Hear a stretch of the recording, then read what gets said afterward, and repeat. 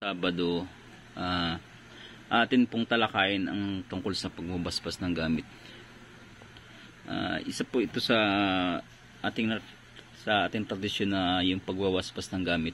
At isa nga po ang panibagong magpapabasbas at itatago natin sa pangalan dahil pasintabi na rin bilang isang respeto sa mga nagtatangan nito at may malakas ng espiritual.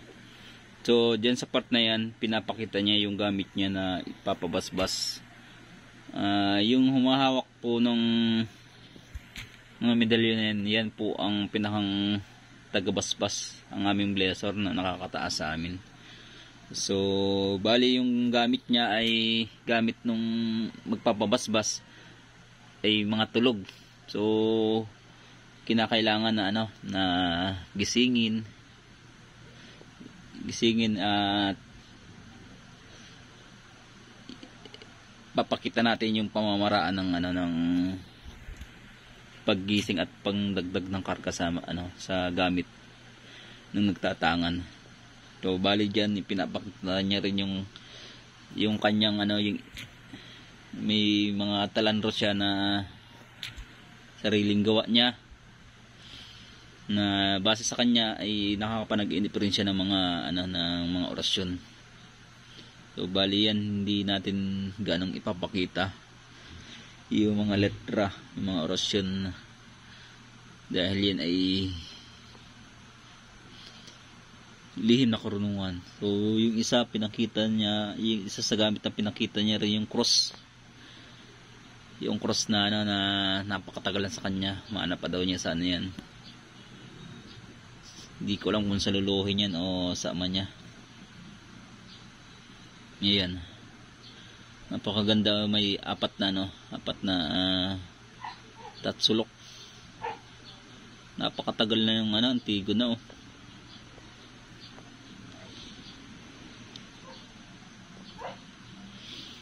To ayan ang ginagawa ng aming blessor. Inilagay niya yung mga gamit, mga medalyon, tinantig nilagay niya sa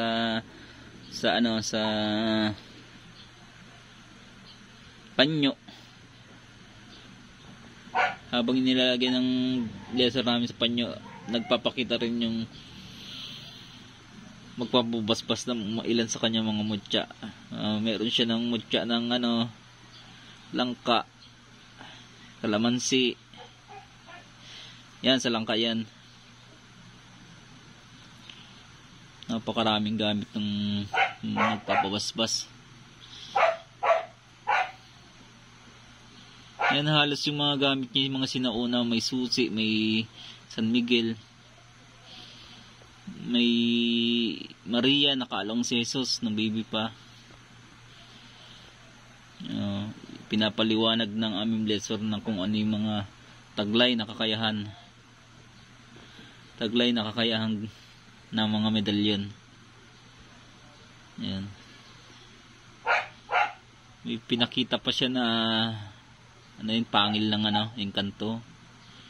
Bali bigay sa kanya nung Biyernes Santo. Ayan.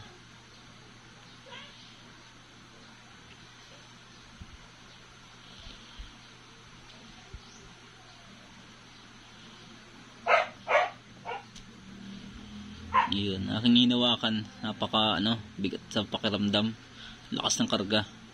Kasi buhay ang gamit na yan pag galing sa mga engkanto.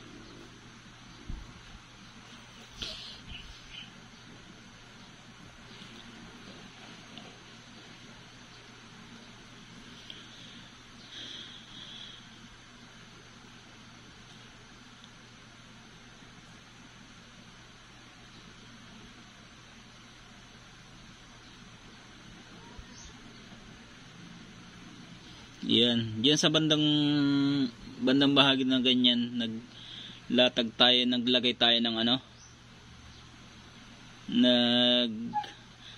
tayo ng incense at kamangyan sa palayok na siyang gagamitin sa pagpapausok ng medalya. Pinakita rin ng isa natin sa kasamahan yung bigay sa kanya ng mga gamot mutya na ika ay kumukulo pag may kalaban.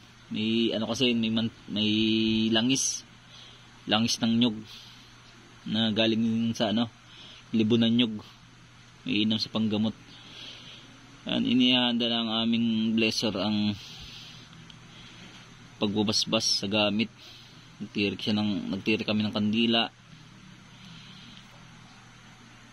bilang paggising sa sa gamit ng isa sa magpapabasbas.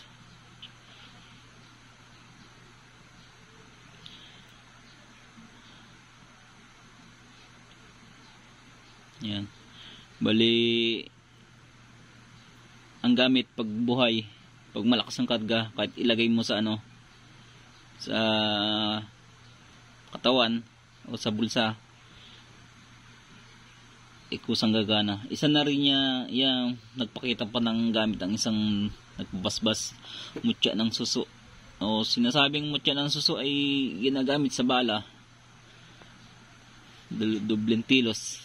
Karamihan gumagamit yun ay pulis o sundalo, kasi sundalo talagang sa bakbakan yan pa-enkwentro sa bakbakan.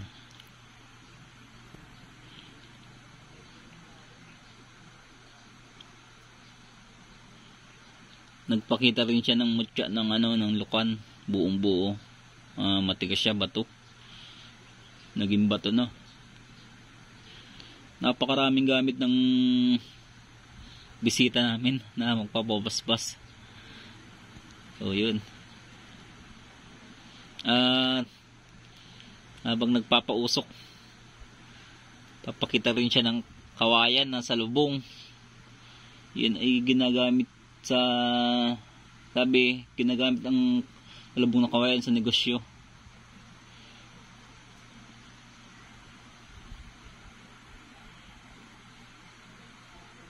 Yan.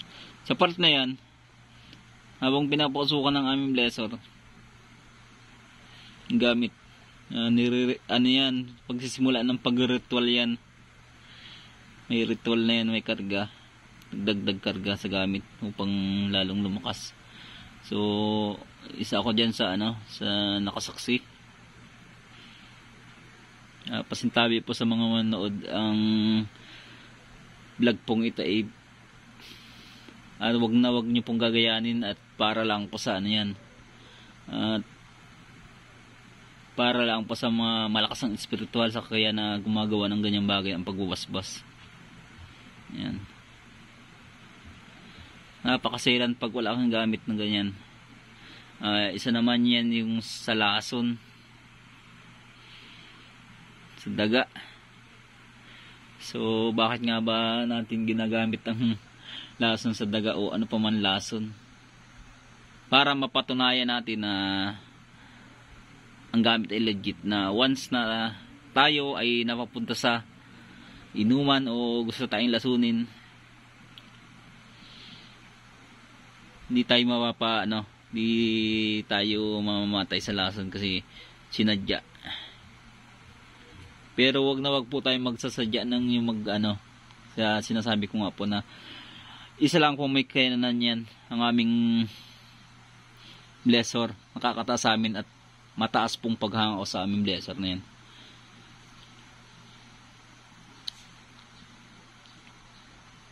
O yan, sa part na yan ay pinapaliwanag niya na ganun nga, na bagaman gamit saan yan, sa pangkalahatan, na wag mong susubukin kasi may ritual po yan. Yan ay tetestingin kung hanggang saan ang abilidad ng iyong agimat o anting-anting o yung tangan sa katawan. Yan, nilagyan po ng nilagay yung lason sa tubig. So isa ako dyan sa nakailang beses nang sumubok. So pasintabi po na huwag po niyong gagayanin.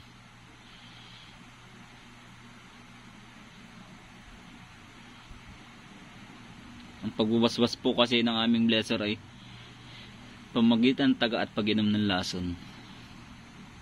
So isang pagsaludo po